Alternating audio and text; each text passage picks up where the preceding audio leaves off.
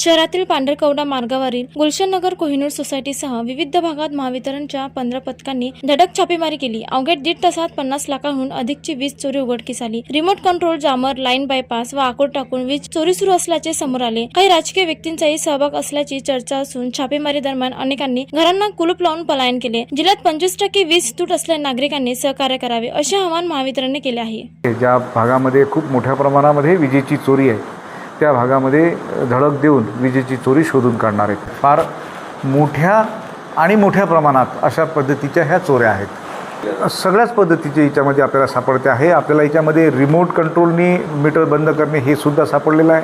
आपल्याला याच्यामध्ये जामर लावून मीटरचा डिस्प्ले घालवणे हे सुद्धा सापडलेलं आहे। याच्यामध्ये आपल्याला सर्व्हिस वायरला टॅप करून डायरेक्ट विद्युत पुरवठा घरामध्ये घेतलेला सुद्धा आढळलेला आहे। याच्यामध्ये न्यूट्रल कट केलेला सुद्धा आपल्याला आढळलेला आहे। म्हणजे सगळ्याच पद्धतीच्या ज्या चोऱ्या होतात त्या सगळ्याच चोऱ्या आपल्याला सकाळपासून आतापर्यंत सापडलेल्या आहेत। याच्यामध्ये रिमोटद्वारे मीटर बंद करून देणाऱ्या टोळ्या किंवा अशी माणसं आहेत मोठ्या प्रमाणामध्ये।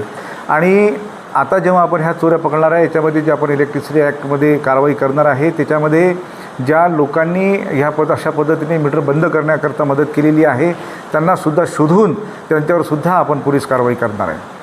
दंडात्मक कारवाई होते। याच्यामध्ये जी काही वीज चोरी त्यांनी केलेली आहे त्या वीज चोरीचं असेसमेंट केलं जातं आणि FIR केला जातो। जर त्यांना FIR केल्यानंतर जर त्यांनी तो न्यायालयीन प्रक्रिया टाळायची असेल तर त्याच्यामध्ये त्यांना कंपाऊंडिंग चार्जेस भरून ती केस कंपाऊंडसुद्धा करता येते। वीज ग्राहकांना मी असं आवाहन करेल की प्रचंड मोठ्या प्रमाणामध्ये विजेची चोरी आपल्या जिल्ह्यामध्ये होते आणि ह्या चोरीमुळे जो काही शासकीय आपल्याला यंत्रणा किंवा निधी जो मिळायला पाहिजे तो मिळत नाही। आपण असं म्हणूया की विजेची चोरीसाठी आपला जिल्हा बदनाम आहे आणि त्यामुळे चांगल्या पद्धतीचं आपल्या जिल्ह्याचं नाव महाराष्ट्रामध्ये व्हावं ज्याच्याकरता विजेची चोरी करू नये।